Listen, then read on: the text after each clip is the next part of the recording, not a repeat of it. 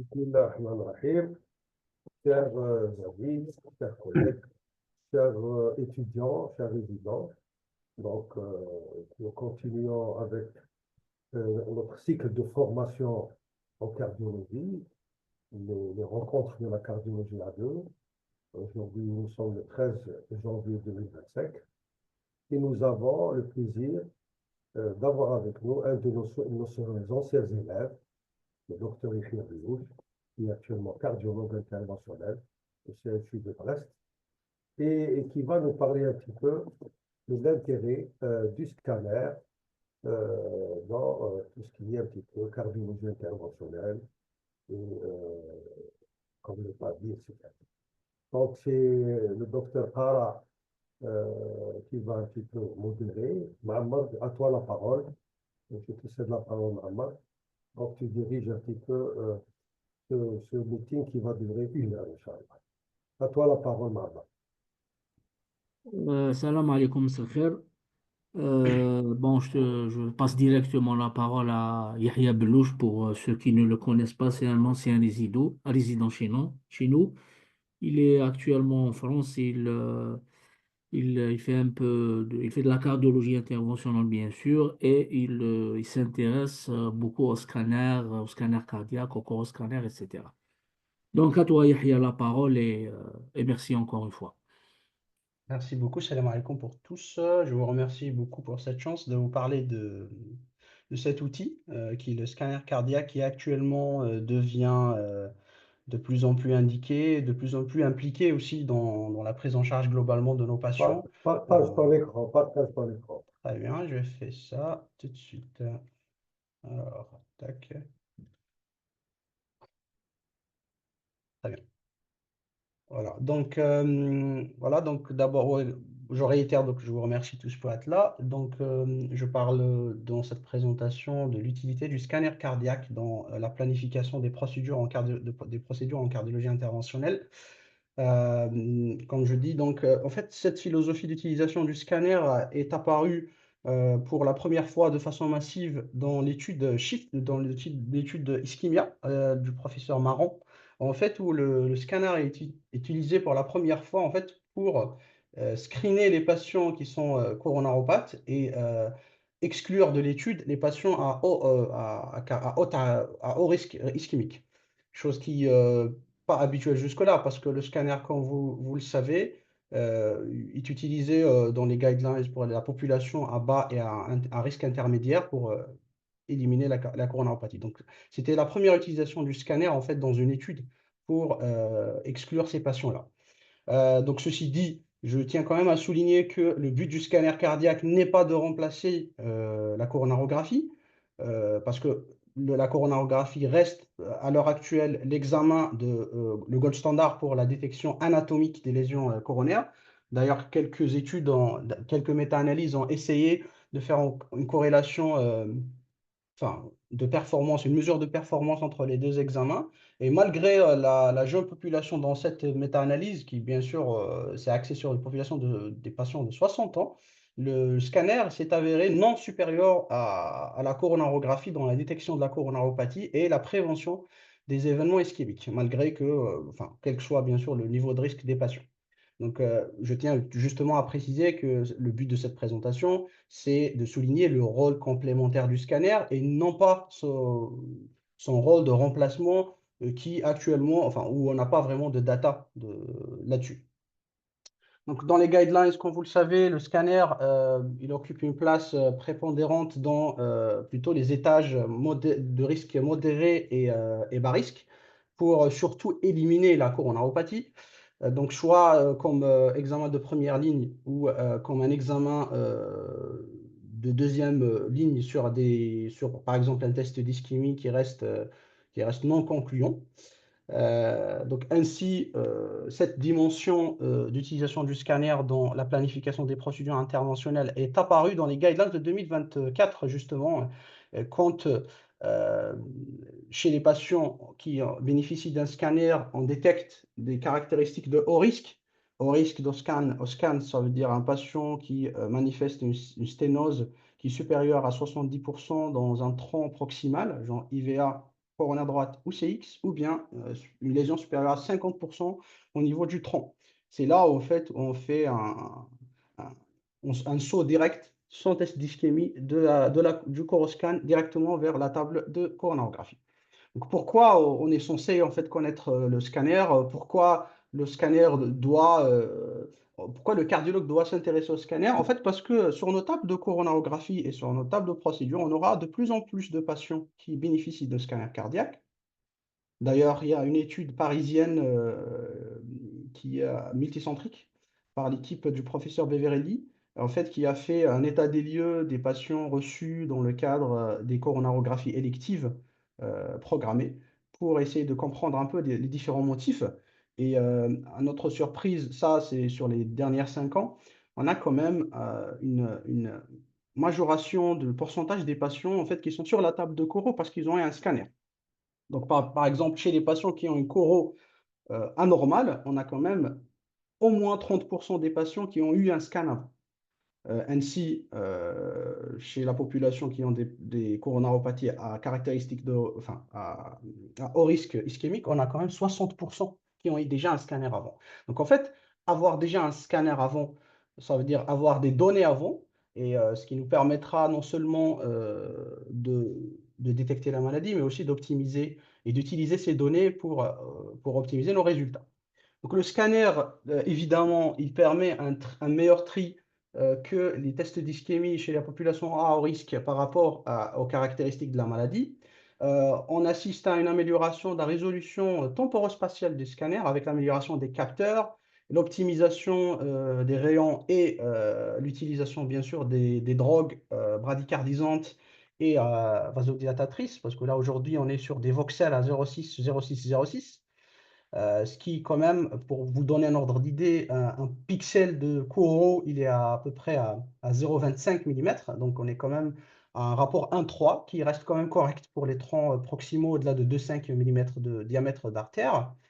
Le scanner, il reste aussi un examen qui a un rapport coût et temps très efficace. D'ailleurs, là, je vous présente un scanner qui est tout à fait fait dans notre centre, chez un patient de 62 ans, qui a certes à bas risque, mais qui permet quand même de visualiser, quand vous voyez la qualité d'image, il permet d'éliminer de façon formelle une lésion coronaire, avec les différents modes de traitement, parce qu'on peut avoir une imagerie 3D, chose qui est majoritairement bénéfique par rapport à la coronarographie. Comme vous le savez, comme j'ai dit, le scanner, certes, a une mauvaise sensibilité, mais quand même, il reste très spécifique. Donc ça, c'est pour ça, son utilisation diagnostique, il n'y a pas de nouvelles, à l'état actuel, le scanner reste quand même moins performant en matière de détection d'ischémie, parce que, bon, évidemment, comme vous le savez, c'est une analyse anatomique pure. Il y a plusieurs études qui en fait se penchaient sur des études médico-économiques pour souligner le bénéfice d'utilisation du scanner comme examen de première ligne. Et s'il y a quelque chose en commun, c'est que l'utilisation du scanner reste une stratégie très bénéfique pour les systèmes de santé, quelle que soit la population de patients utilisés, que ce soit aux States ou que ce soit en Europe. Donc, il y a plusieurs avantages, bien sûr, pour l'utilisation de scanners dans la planification, parce que, on parle d'une image 3D avec une bonne résolution et des informations aussi qui sont acquises par rapport au muscle myocardique, par rapport aux valvulopathies et aussi par rapport au débit cardiaque et à la fraction d'éjection. Le scanner est accessible, quoi qu'il en soit, qu'on veuille ou pas. En Algérie, par exemple, on a plus de scanners en tout cas que salles de coronarographie. Donc, autant profiter d'installations déjà en place. Certes, il faut un certain degré d'optimisation parce qu'il faut qu'il y ait des ingénieurs d'application qui installent quand même les modules nécessaires pour l'analyse, que nos manips soient bien formés pour faire l'acquisition et que nos cardiologues / radiologues aussi s'y intéressent et essayent quand même de pousser un peu plus la compréhension des scanners, mais la matière première qui est les scanners, ils sont déjà en place. Et d'ailleurs, il y a des scanners de 63 barrettes, de 128 barrettes qui sont actuellement en Algérie et qui sont opérationnels. Donc, les informations que peut donner un scanner coronaire, par exemple, passent par l'image anatomique au repos et l'état fonctionnel après l'infusion d'adénosine. Donc, on peut avoir une imagerie fonctionnelle pendant le scanner. On peut avoir une imagerie de premier passage du produit de contraste, qui est quand même l'un des rares examens où on peut corréler les deux modalités d'imagerie, l'imagerie de perfusion et l'imagerie fonctionnelle par trouble de la cinétique.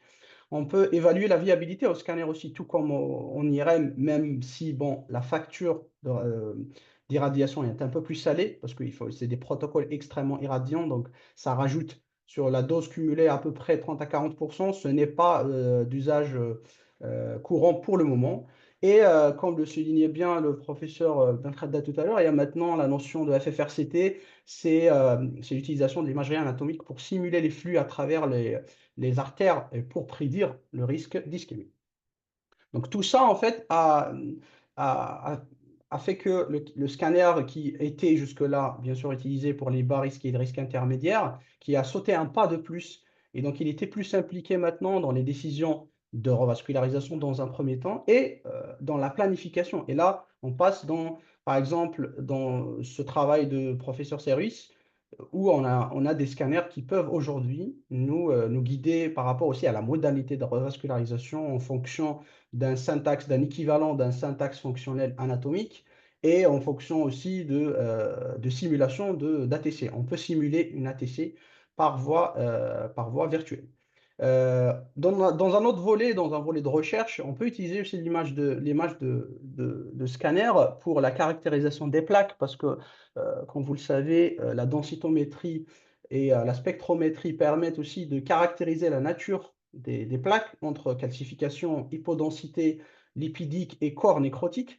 Donc, ce qui permet quand même de reconstruire, même si ça reste une utilisation enfin, pour le moment absolument liée à la recherche, mais ça reste quand même une voie prometteuse de prédire aussi le risque de rupture de plaques au-delà de la détection d'ischémie. Parce que certes, l'ischémie, l'étude d'ischémia, quand même, elle a montré un bénéfice limité, en tout cas sur la mortalité, à cause de l'absence, je pense à mon avis, d'une caractérisation des plaques. Parce que quand même, la plaque instable reste et restera toujours le primum movens de tout syndrome coronarien aigu, qui bien sûr le volet de mortalité dans la cardiopathie ischémique.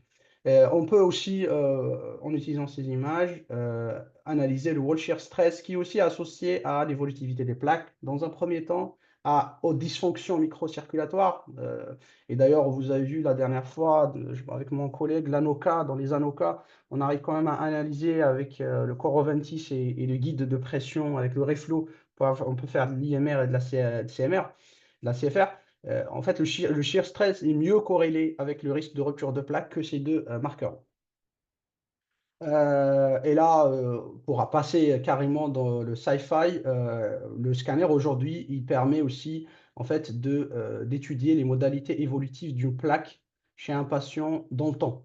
C'est-à-dire, on l'utilise maintenant carrément pour un équivalent de NIRS, ce qui est utilisé par voie invasive, et même on peut l'utiliser comme un modèle 3D pour étudier les pressions, pour modéliser les pressions et le flux à travers les vaisseaux en temps réel.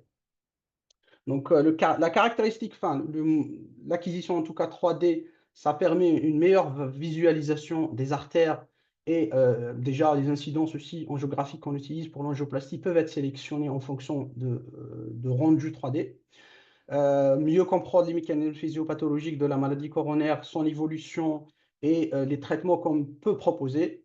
Et comme j'ai bien souligné, en fait, l'utilisation de cette imagerie 3D qui est largement grâce au standard d'ICOM de transfert d'image médicale, en fait, ça permet à nos collègues ingénieurs et à nos collègues développeurs de devices aujourd'hui à utiliser ces images-là pour en fait nous développer carrément les stents qu'on est en train de mettre aujourd'hui, qui sont, figurez-vous, développés grâce à cette technologie de scanner qui a permis en fait de comprendre comment le stent interagit avec l'artère et quelles sont les meilleures composantes et les meilleurs designs pour garder une meilleure ouverture et éviter le risque de resténose intrastent à long terme.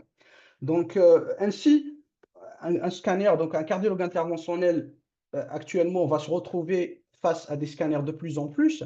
Donc, pourquoi pas, on l'a déjà sous la main, pourquoi pas profiter pour, réduire les procédures diagnostiques qui ne servent à rien, parce qu'on sait déjà ce qu'on va trouver, pour choisir nos cathéters, si jamais on veut s'intuber bien, ou on veut être sécuritaire, ou bien plus de support, une des autres utilisations, c'est l'évaluation aussi, l'évaluation des pontages. Je vais en parler un peu plus tard, parce qu'à place de chercher avec plus de 50-60 mm cc de produit de contraste, on peut déjà visualiser les pontages. Donc là, dans la maladie coronaire, le scanner dans la maladie coronaire est utilisé globalement dans particulièrement 3 indications de choix. J'ai choisi les 3 où on utilise ça assez couramment, en tout cas dans mon centre.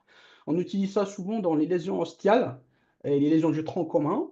On utilise ça chez les patients qui sont candidats à un pontage ou ayant eu déjà un pontage.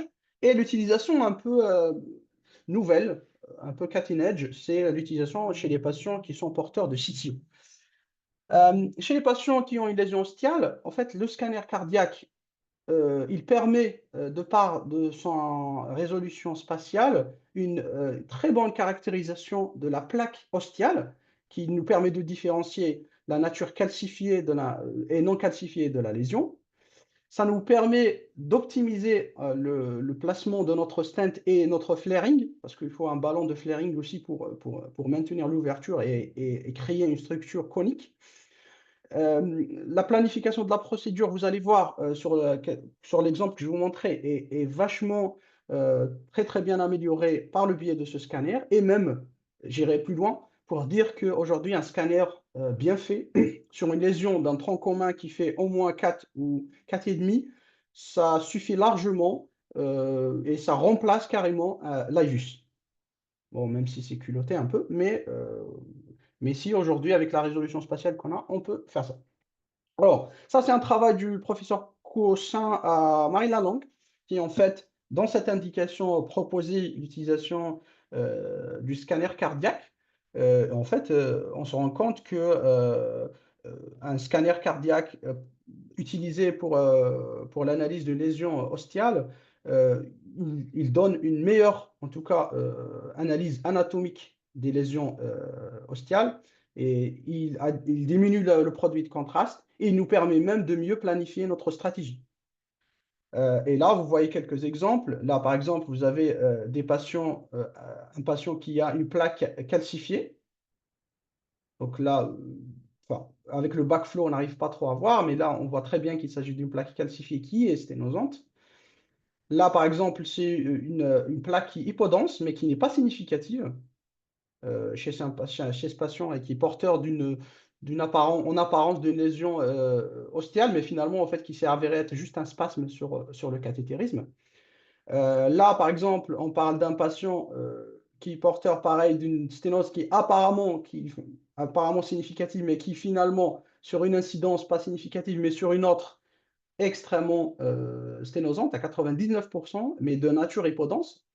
C'est important de savoir la nature parce que, en tout cas, la stratégie d'angioplastie sur ces lésions-là dépend largement du type de plaque parce que généralement, la coronaropathie ostiale est connue sur le plan physiopathologique par une association avec les calcifications aortiques. C'est des lésions qui sont extrêmement résistantes, mais aussi où on a un collapsus très, très, très fréquent. C'est-à-dire que même si on dilate, ça se dilate bien au ballon, mais ça revient en fait à cet état de sténose à cause de cette composante élastique, assez fréquemment.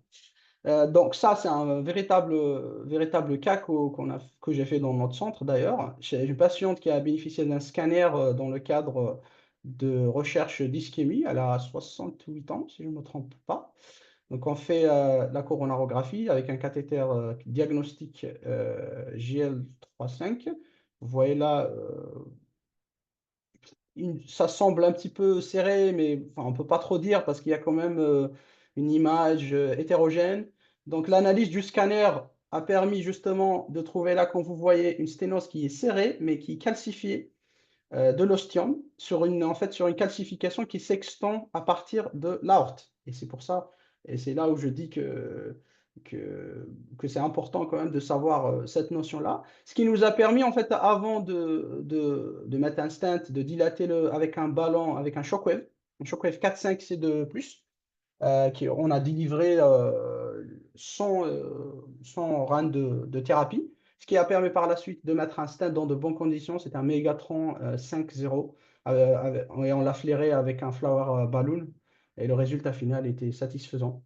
Donc, je n'ai pas les images encore du scanner post-dilatation, mais en fait, nous, généralement, sur le tronc, quand il y a un stent ostial, on vérifie toujours la perméabilité à 6 mois et à 1 an par un scanner. Donc, je n'ai pas eu encore l'honneur de voir les résultats, mais en tout cas, le résultat angiographique était vachement satisfaisant.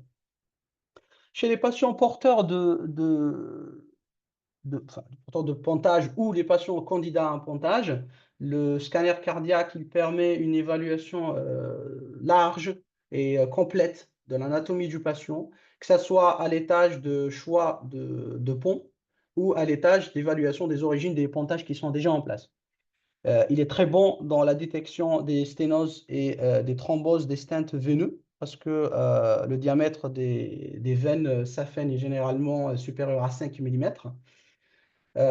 Il permet aussi une planification des cas difficiles en essayant de choisir les meilleures incidences et les meilleurs cathéters pour pouvoir y aller, avec bien sûr le choix des guides et les choix de matériel. La vision 3D, ça permet aux chirurgiens, avant l'intervention, de mieux choisir en fait l'artère et la stratégie de revascularisation. Parce que parfois, quand on part sur un patient qui est multitronculaire et on vise une stratégie de toute artérielle, il faut que la longueur des deux artères mammaires, qui sont les gold standards utilisés en tout cas en France, ils doivent avoir un certain diamètre. Et vous allez savoir pourquoi. Parce que parfois, il y a des gens qui ont une agénésie ou une dystrophie d'une des deux artères ou un diamètre inférieur à 2. En fait, c'est un critère d'échec et de ce qu'on appelle le graft failure. Ça, c'est de 1. De 2, ça permet aussi par la suite de sélectionner les landing zones pour les confrères en chirurgie parce que les chirurgiens, ils préfèrent que le landing zone soit le plus distal possible pour permettre une anastomose satisfaisante et ça leur évite de faire un effort de reconstruction parce que la reconstruction est, comme vous le savez, associée aussi à un risque de thrombose. Donc, globalement, dans le scanner, comme j'ai dit tout à l'heure, donc ça permet déjà de mieux restratifier le patient après la choro sur le plan syntaxe, en calculant déjà le syntaxe anatomique et en utilisation des simulations, même faire ce qu'on appelle un syntaxe fonctionnel. Ça permet de visualiser des landing zones dans les artères en question et ça permet aussi d'évaluer la qualité des deux artères mammaires, leur position, parce que parfois on a des artères mammaires qui sont un peu latéralisées, qui sont rétrosternales avec un risque de lésion, donc auquel cas il faudra faire peut-être une technique latérale ou un mid-cape. Donc, le scanner, non seulement il sert pas seulement à sélectionner ces patients-là, il permet également de contrôler les ponts,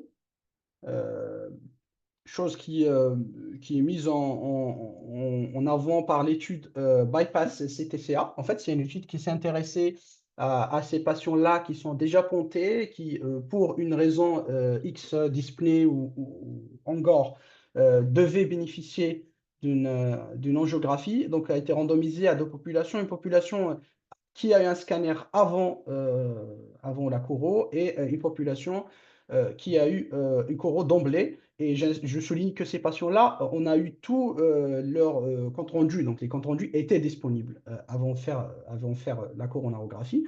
Et en fait, les patients ayant bénéficié d'un scanner ont eu moins d'irradiation, moins de produits injectés, donc une néphropathie induite par produit de contraste meilleur, et ils étaient plus satisfaits sur un questionnaire sur leur expérience avec la coronarographie due au passage itératif, à l'utilisation de plusieurs guides. Donc l'utilisation d'un scanner avant une coronarographie chez un patient porteur d'un pontage semble en tout cas être bénéfique et pour le patient et pour l'opérateur.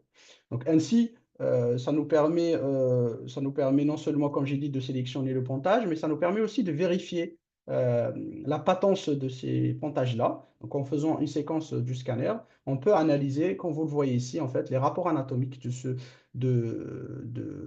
ces ponts-là avec les artères cibles de 1. Et le scanner, il permet non seulement d'analyser le trajet, mais avec la résolution actuelle et l'utilisation de filtres durs, ça permet aussi en fait d'analyser les zones d'anastomose distale et proxime. Il est encore mieux pour la détection de la thrombose des veines, parce que, comme j'ai dit, les veines, elles ont un diamètre plus important. Donc, en fait, plus une structure est plus importante, mieux c'est visible au scanner. Donc là, pour cette utilisation, c'est fini. Et là, je vous propose ce cas clinique d'une patiente en fait, qu'on a fait dans notre centre également. C'est une patiente de 58 ans en fait, qui a un antécédent de SCA-ST+ inférieur 2007, géré médicalement parce qu'il était jugé médicalement, enfin, il était jugé vu tardivement, et qui, au décours, elle avait des lésions troncomandistales, première, deuxième diagonale et marginale. Donc, elle a bénéficié en 2013 d'un pontage avec un montage donc mammaire gauche sur IVA diagonale et en Y, une mammaire droite vers la marginale. Cette patiente, elle consulte il y a un an pour une dyspnée d'origine indéterminée.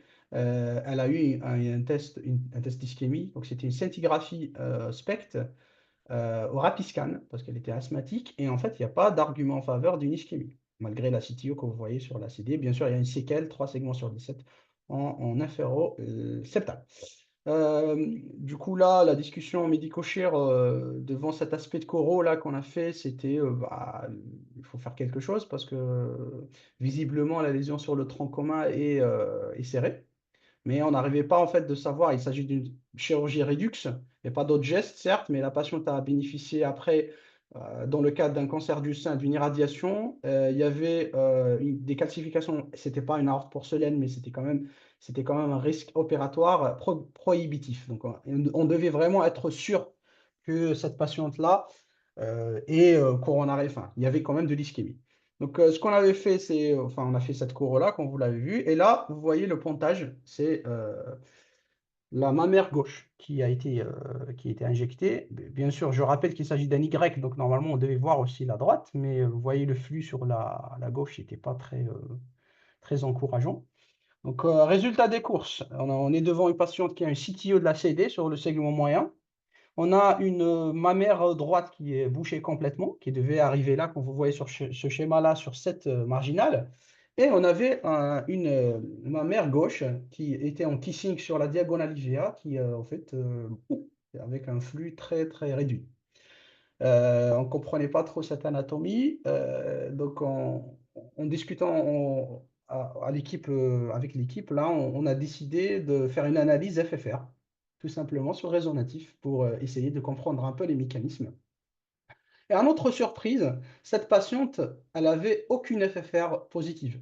Donc, sur la diagonale et l'IVA, elles étaient à 0,84, 0,85 respectivement. Et sur la marginale, ils étaient à 0,83. Donc, cette patiente n'avait pas d'ischémie sur les 3 tranches, qui étaient parfaitement concordants avec les résultats de la scintigraphie. Du coup, là, pourquoi enfin, on était quand même surpris que les ponts ils soient enfin, quasiment occlus. Donc, on a fait une simulation du flux. On voit là, je vous montre la simulation du flux. En fait, en utilisant les images du scanner et en utilisant les données du patient. Et résultat des courses, pour essayer d'expliquer tout ça, en fait, c'est qu'en systole, on avait un flux compétitif entre le réseau natif qui vient de l'IVA et le flux qui venait par le pont. Donc ça, c'est le soi-disant la mammaire gauche, et ça, c'est l'Y de la mammaire droite qui est sur la marginale. Et donc, quand vous voyez en systole, en fait, le pont est quasiment non circulant. Il ne circule pas à cause d'une pression persistante PD sur le réseau natif qui est tout à fait conservé. Donc, ce flux compétitif a créé un phénomène de stagnation, ce qui, malheureusement, en diastole sur le volet de la droite, a causé une occlusion complète. et une involution après quasi complète aussi de la gauche, de la mammaire gauche. Donc, résultat des courses, il s'agit en fait d'une mauvaise sélection des ponts. En fait, après, derrière, en reprenant un peu les comptes rendus opératoires, on se rend compte que le chirurgien qui a fait le pontage n'a pas réalisé de Doppler pour vérifier la circulation dans les ponts, chose qui doit être faite systématiquement par les collègues chirurgiens, parce que là, en fait, même si on a des lésions sur le réseau natif, mais le pont, il doit fournir un certain degré de flux, c'est à peu près 120% ou à 130% par rapport au flux natif, pour permettre une persistance de ce pont-là. Donc, cette patiente, malheureusement, est victime d'une mauvaise sélection de ponts. Et cette patiente, elle est toujours, bon, on la suit parce que là, en tout cas, les FFR, elles sont plutôt rassurantes. Et résultat des courses, en fait, il y a une HTP. Cette patiente, elle avait une HTP de groupe 3 sur un BPCO. Voilà, ce qui était responsable de sa dyspnée. Mais sur le plan coronarien, en tout cas, la RAR team a décidé de ne rien faire et de mettre juste un suivi médical régulier. Euh, on arrive là sur la troisième partie de l'indication coronaire. Et là, on parle de CTO. Les CTO, en fait, l'utilisation de scanner dans les CTO est récente quand même. Ça remonte à 2000, je pense, 17-2018, où il y a particulièrement deux scores qui sortent un peu. C'est le CT-Rector et le KCCT. C'est un score, c'est un score d'une équipe coréenne. Ça permet non seulement en fait d'une analyse anatomique plus fine, surtout concernant les calcifications où le scanner est supérieur à l'angiographie, parce que quand même, on voit non seulement le scanner, mais sa topographie intraplaque et extraplaque, chose qu'on ne peut pas tout à fait voir selon les projections avec l'angiographie. On peut voir bien sûr tout ce qui est longueur de lésion, on peut avoir les angles de raccordement. Et on peut avoir aussi la proximale et la distale par rapport, enfin le cap proximal et le cap distal dans pas mal de cas, mais bon, c'est pas non plus le gold standard pour l'évaluation concernant ces paramètres-là. Donc, quand vous voyez, il y a ces paramètres qui sont tout à fait superposables au JCTU. C'est le score qu'on utilise en angiographie pour prédire le succès instrumental de recanalisation d'une CTO. En fait, au scanner, la première des choses qu'on regarde, en fait, c'est le lit d'aval. Le lit d'aval au scanner, en fait, déjà, ça permet de donner un ordre d'idée avant la choro sur est-ce qu'on est devant un patient qui a une reprise rétrograde non épicardique, septale par exemple, et soit une reprise homolatérale épicardique ou bien carrément un flux antérograde persistant. C'est important pour deux raisons. Pour une raison instrumentale où si on voit ça, on n'est pas très rassuré parce que s'il s'agit d'une reprise épicardique, bon, l'approche rétrograde, c'est pas tout à fait safe. Donc, il faudra voilà, faut être un peu plus prudent. Et dans un autre sens aussi, ça nous permet aussi enfin, de prédire quand même qu'on a plus de risques de perforation si on fait de l'antégrade sur ces lésions-là. Donc, sur ces lésions-là, par exemple, si on part sur une stratégie de dissection réentrée, on ne partira pas sur un cross-boss, par exemple. Ça sera juste ça sera sur un knuckle, par exemple, sur un gladius MG et avec une réentrée guidée par IVUS pour éviter le risque de perforation. Ainsi, dans le consensus d'experts concernant les CTO, on vient figurer que le scanner, quand il est possible, est un outil important pour la décision de la stratégie qu'on va mettre en place.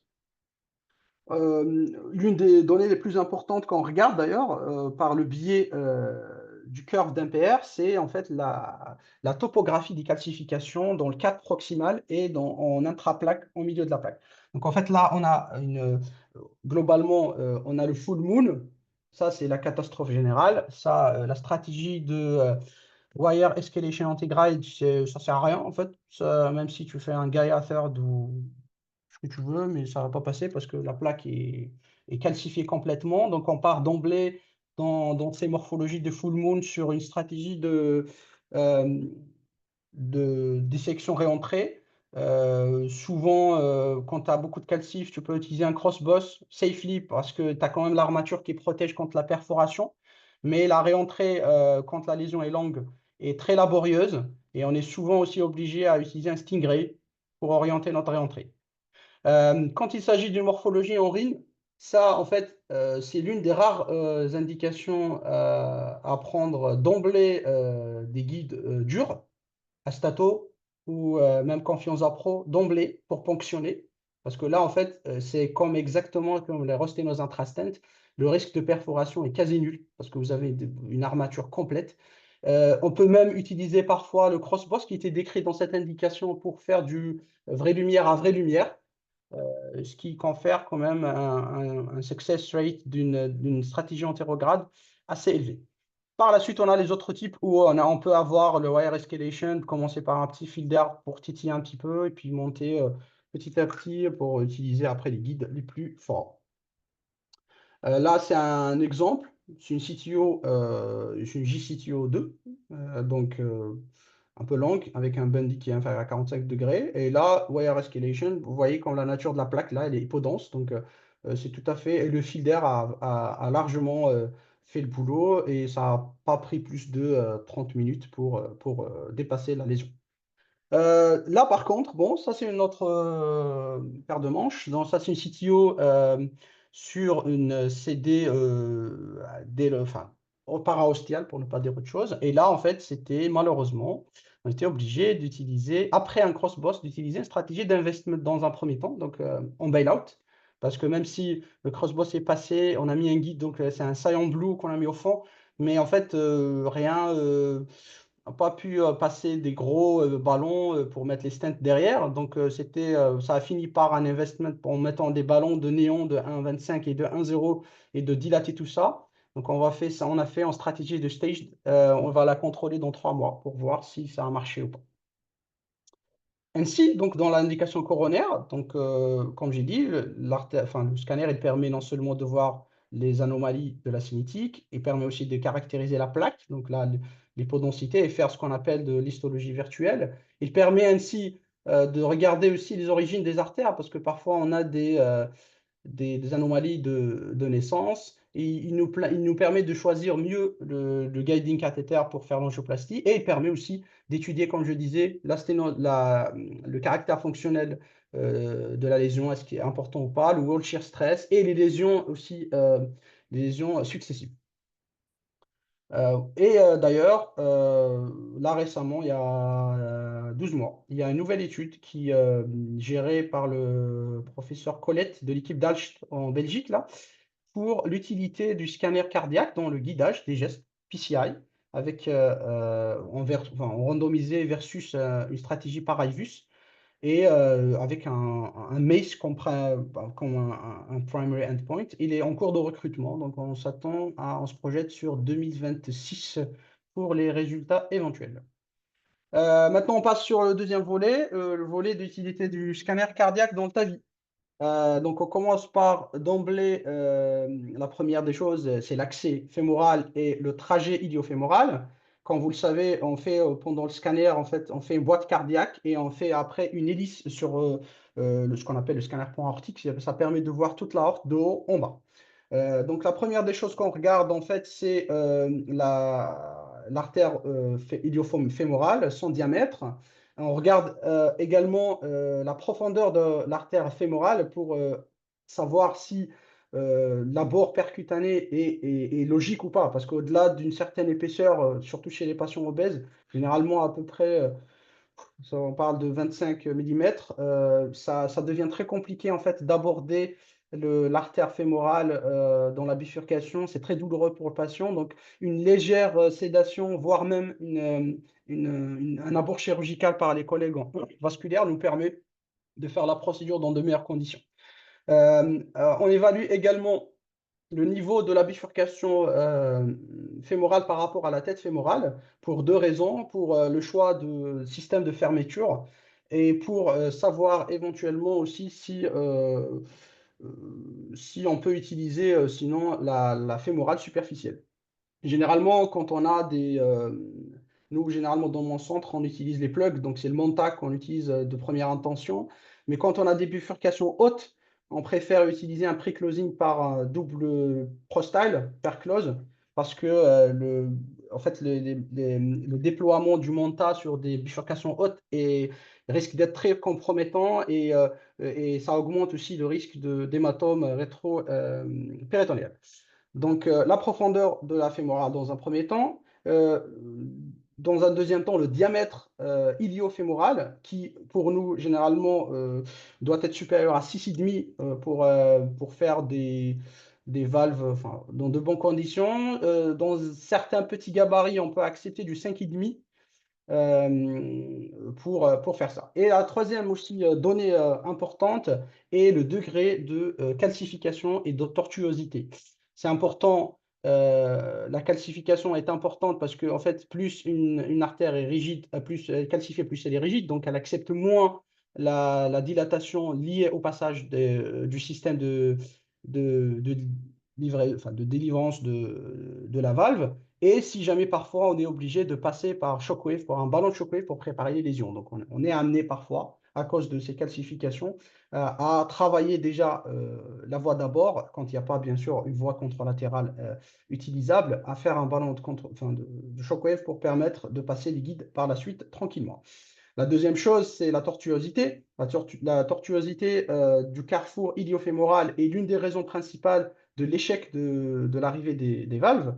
Et d'ailleurs, une équipe de Lyon par docteur Harbawi, si je ne me trompe pas, en fait, ils ont pu prouver quand même que la tortuosité du carrefour iliofémoral est associée à une augmentation du risque d'événements du VARC3, un critère composite.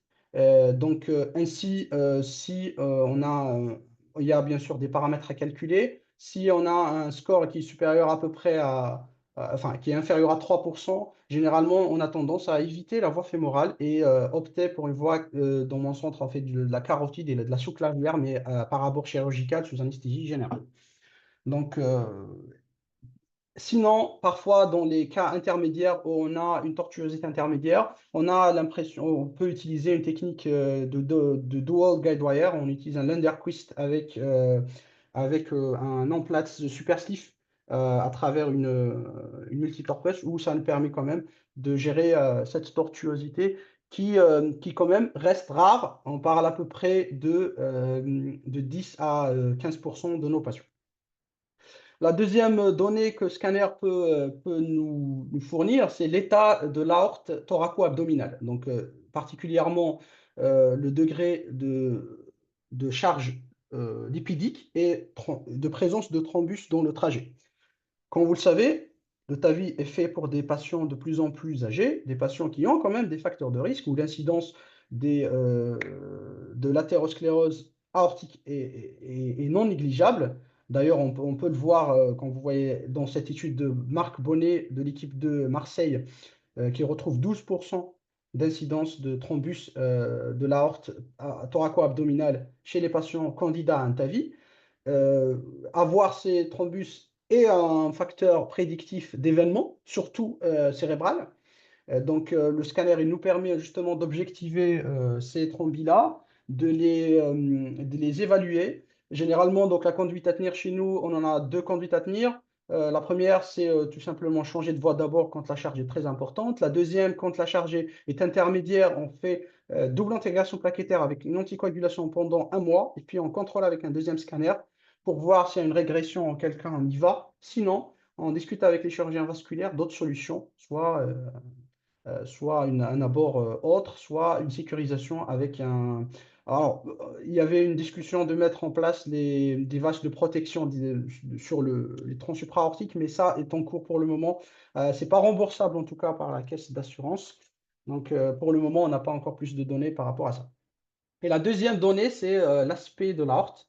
En fait, l'aorte est caractérisée, bien sûr, par cette courbure, c'est ce qu'on appelle l'arche aortique. Et en fait, au scanner, on mesure toujours l'angle entre la pente ascendante et la pente descendante. Plus elle est ouverte, mieux c'est, parce que le passage est plus simple. Et dans le cas extrême de l'aorte gothique, on peut avoir des angles même à 45-50. Généralement, on a tendance à prendre d'emblée une voie carotide quand l'angle est inférieur à 60 degrés.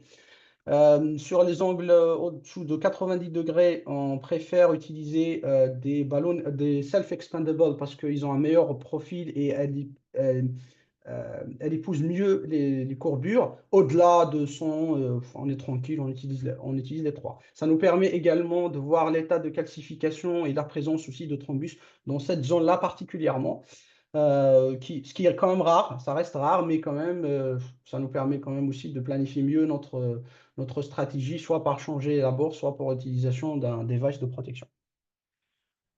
La valve aortique. Donc, la valve aortique, deux données particulièrement importantes, la nature bicuspide, la nature tricuspide, les calcifications, le score calcique évidemment.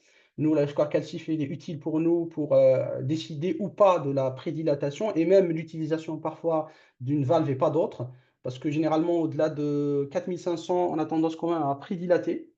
Et au-delà de 3000, on a tendance à éviter de mettre des self-expandable de chez enfin, celles des anciens porticos parce qu'elles ont la force radiaire qui est très basse avec un risque de fuite périprothétique assez important.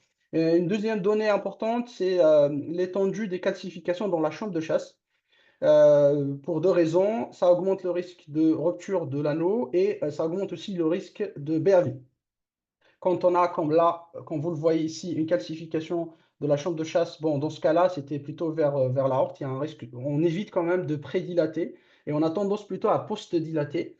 Et on met souvent une self-expandable en position -1 pour essayer en fait de la caler contre cette. Ça permet de mieux amorcer, enfin, de bien mieux fixer la prothèse et donc, ce qui diminue le risque d'immigration et ça permet aussi une post-dilatation plus sécuritaire. Donc la prédilatation est plutôt à éviter quand vous avez des calcifications comme ça en bas. Une deuxième donnée importante aussi, c'est la hauteur des coronaires. La hauteur des coronaires est une donnée très très importante pour décider de la mise en place d'une valve annulaire normale ou supra-annulaire self-expandable par exemple. Et ça permet également de prédire enfin, la nécessité soit d'une stratégie de cheminée, par exemple, avec un guide en place, ou bien carrément changer vers une stratégie chirurgicale quand en fait, l'implantation est trop basse chez un patient chez qui on peut opérer, enfin, avec un risque opératoire acceptable. Troisième intérêt, ça, c'est très important aussi, c'est pour déterminer les meilleures projections pour le déploiement des valves.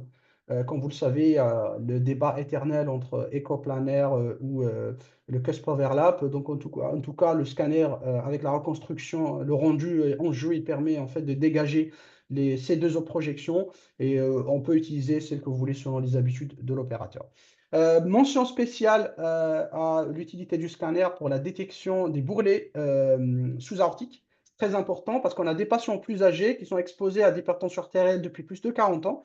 Un des modes d'adaptation, c'est cette hypertrophie septale. C'est un gros problème parce que ça peut être une cause d'éjection de la valve quasiment vers l'aorte. On avait deux cas en fait où ça a migré à cause de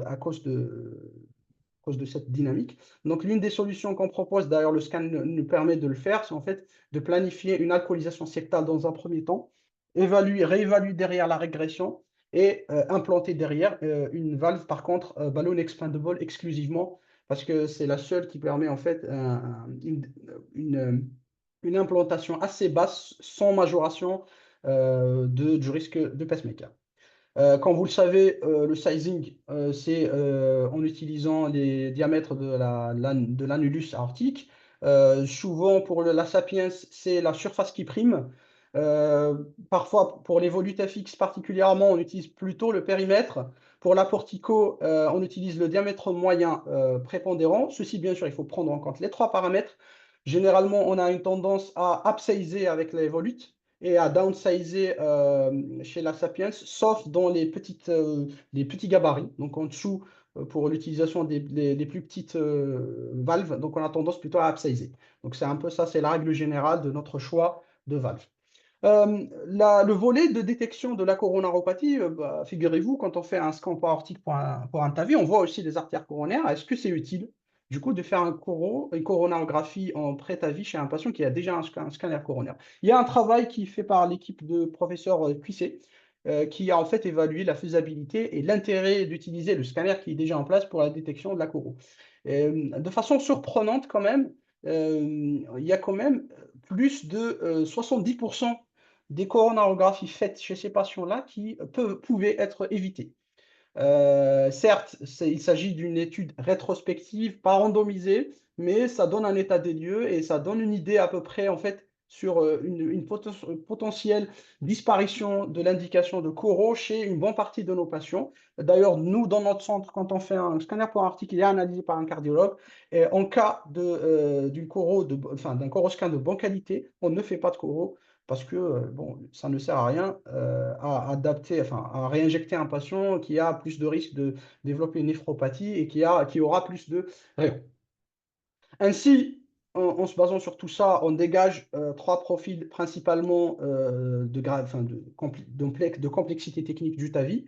Donc, on a des patients de bas risque. Patients, comme vous le savez, il y a des belles artères, il n'y a pas beaucoup de tortuosité, l'angle est parfait, on a une bonne hauteur coronaire. Chez ces patients-là, on est tranquille, on peut utiliser ce qu'on veut. Les patients à risque intermédiaire en zone grise, chez qui la voie fémorale pourra être objectivée, mais soit on doit travailler la voie, soit techniquement il y a un peu de tortuosité, donc il faut utiliser un peu plus de matériel inconventionnel pour ne pas dire autre chose. Et les patients à haut risque, chez qui globalement on a tendance quand même à planifier un accès autre par le biais, par l'aide de nos collègues aux chirurgiens, ou bien quasiment surseoir sur l'indication du TAVI, parce que parfois aussi le terrain fait que si vous avez un patient de 4... Ces gens-là, généralement, c'est des patients extrêmement très, très, très âgés, hein. C'est généralement les 85 ans, même s'ils ont un état général conservé, ils ont plusieurs facteurs de risque, donc ils ont plusieurs problèmes de santé, ce qui fait qu'il y a des calcifications. Donc, instrumentalement, là, quand vous voyez cette valve,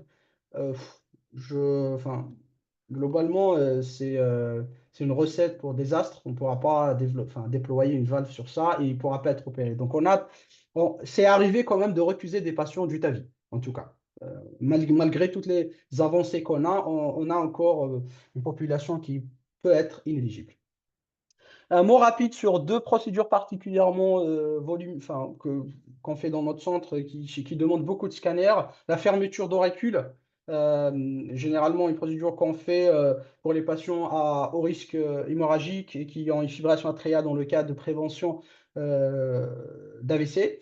Donc dans le scanner, en fait, on a quasiment trois données principalement qui nous intéressent. Les diamètres de l'ostium de l'auricule gauche, sa morphologie, si elle est multilobée, lobée ou juste un lobe unilobaire, et les rapports avec l'artère coronaire circonflexe, qui est très importante par rapport au risque d'occlusion de cette artère sur un oversize de prothèse. Donc principalement, en tout cas, nous, on n'en fait que deux. La Watchman et l'amulette. La différence en scanner, en fait, c'est le landing zone qu'on nous demande. La Watchman, généralement, le landing zone est à peu près à 5 mm de l'ostium, donc on mesure bien sûr l'ostium de l'auricule, et après on se fait 5 mm et on remesure cet ostium-là pour sizer le Watchman. Pour ce qui est l'emplate, généralement, en fait, on se fait 15 mm et on se fait un angle de 20 à 30% en vue du design de la prothèse pour mesurer le diamètre. Bien sûr, ces mesures doivent être réalisées en systole ventriculaire, là où l'ouverture atriale est maximale, et bien sûr, le facteur de compression doit toujours, bien sûr, être guidé par l'ETO. Donc, ça se fait par ETO. Ça permet également, ça permet certes de planifier la procédure, mais c'est un rôle plutôt complémentaire à l'échographie transœsophagienne. Dans un autre sens, les collègues ont Rythmo qui sont amoureaux d'ablation, qui ablatent tout ce qui bouge. Ils ont tendance à demander des scanners pour les ablations de fibrillation atriale, des veines pulmonaires, souvent, l'isolation des veines pulmonaires. Ça leur permet, d'étudier les rapports avec le nerf vague, de déterminer le nombre des veines pulmonaires pour savoir, par exemple, s'ils isolent 4 ou 5, ou s'il y a une veine pulmonaire surnuméraire, et bien sûr la taille des ballons quand il s'agit d'une cryo, la taille des ballons à utiliser pour la cryoablation. Bien sûr, ben, vous avez vu, il y a un champ d'application extrêmement large. une heure ne suffira jamais pour détailler toutes les indications. Donc, on s'en arrête là et je vous remercie pour votre écoute.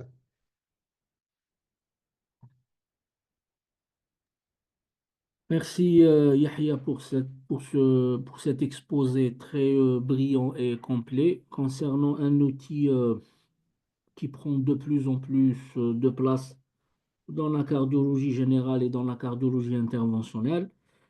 Effectivement, comme tu l'as si bien signalé, on a beaucoup de scanners, beaucoup plus que les salles de KT, mais disons-le sérieusement, le rendu de ces scanners-là n'est pas encore au top. On commence un peu à avoir les coronaires pour les TAVI, un peu pour les ablations, les ablations de FA pour les rythmologues. Ça commence à venir.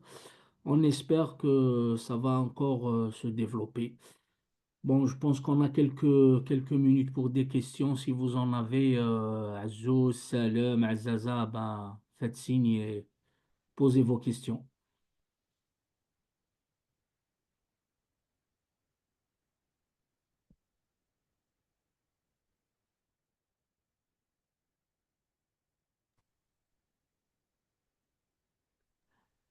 Je voulais Bonjour, Ouais, je peux s'il vous plaît poser une question? ouais, allez-y, allez-y. Bon, allez-y, on vous écoute. Très bien. Bon, je suis docteur Meftah de l'hôpital Ain Naja. Je voudrais savoir, dans votre expérience, dans votre hôpital, dans la pratique courante, pour les déthromboses coronaires, est-ce que vous faites systématiquement les coroscanners ou vous choisissez par exemple un GCTO score élevé, vous faites des coroscanners, disons, pour détailler un peu les calcifications. Quel est votre avis pour ça?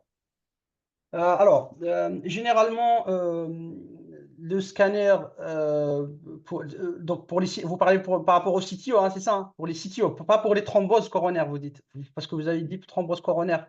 Si j'ai bien compris, vous parlez des CTO. Exactement, exactement, je Ouais. peux pour les CTO.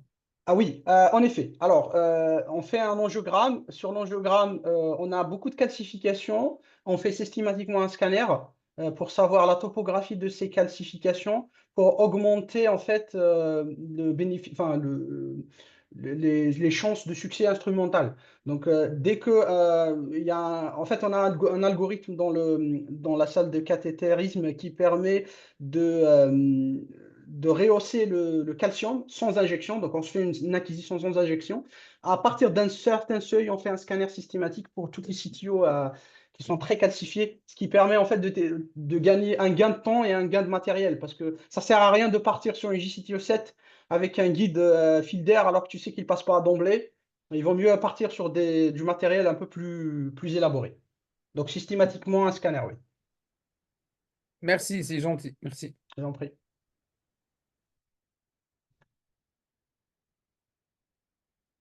Je voulais te demander quelle est ton expérience par rapport à l'analyse des stents au coroscanner, à la recherche soit Ah, de Rusteno, soit et quelle est la meilleure plateforme ou bien la plateforme de stent qui se prête le mieux à l'analyse en scanner. C'est un débat qu'on a tous les jours dans le service. Donc, quelle est ton expérience dans ce domaine-là? alors, nous, assez souvent, en fait, pour être honnête, en fait, je fais 2 vacations de scan par semaine. On en a au moins 4 patients qui sont adressés pour l'analyse de rosténose intrastent.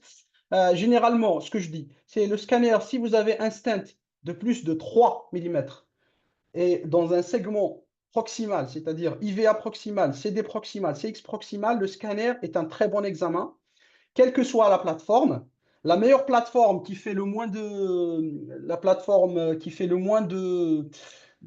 bruit, enfin en matière d'artefacts, c'est l'Orsiro, parce que c'est un cobalt chrome et c'est des strotes ultra fines. Selon notre expérience, en tout cas sur l'IVA, sur la CX, c'est celle qui on a le moins d'artefacts.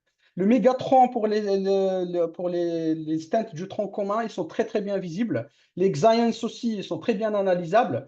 Le seul problème, c'est qu'en fait, dans les 2.5, dans les petits stents, en fait, c'est la lumière. L'analyse est un peu tricky. C'est-à-dire qu'il faut vraiment être expérimenté et il faut appliquer certaines applications un peu plus poussées. Mais, du coup, pour les stents, très bonne indication quand il s'agit d'un stent au-delà de 3 mm dans un tronc proximal.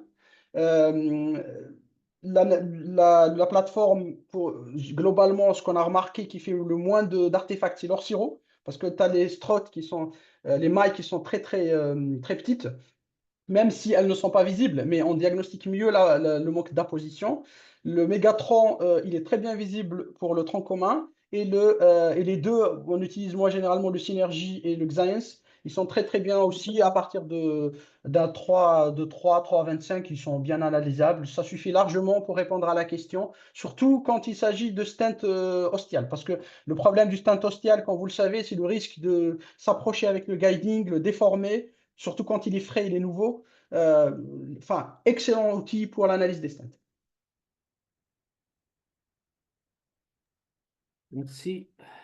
Est-ce qu'il y a d'autres questions, d'autres remarques? Toujours pour le TAV, Yahya, Ouais, tu as parlé principalement du scanner pour le screening avant oui, procédure. oui. Qu'en est-il des problèmes de thrombose de prothèse? Les, Euh, C'est le gold standard, tout simplement. C'est un excellent examen pour l'analyse de... Parce que là, en fait, l'intitulé de la présentation, c'était la planification, mais c'est un outil extrêmement performant dans la détection des dysfonctions de prothèses, que ce soit intrinsèque, extrinsèque, sur le mode de thrombose ou sur le mode d'endocardite infectieuse.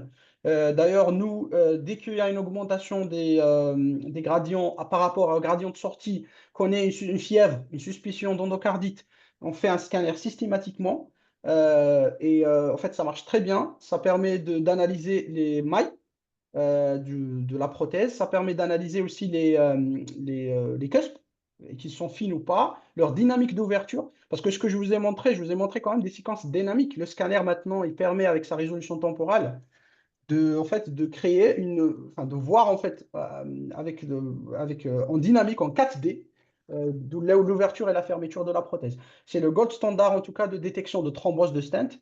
Il permet un certain degré aussi chez les patients qui ont par exemple le porteur de valve chirurgicale bioprothétique d'analyser le jeu valvulaire et d'analyser la thrombose. Il est très utilisé. Bon, on n'en a pas tant que ça, en tout cas, j'espère, en tout cas, de thrombose de valve, mais oui, c'est une très très bonne indication et elle est de plus en plus utilisée, que ce soit dans les études. Bah, d'ailleurs, vous avez vu la task force VAC3 définie par des critères scanners ou bien dans l'endocardite, les deux causes principales de dysfonction de prothèse. merci. Avec plaisir.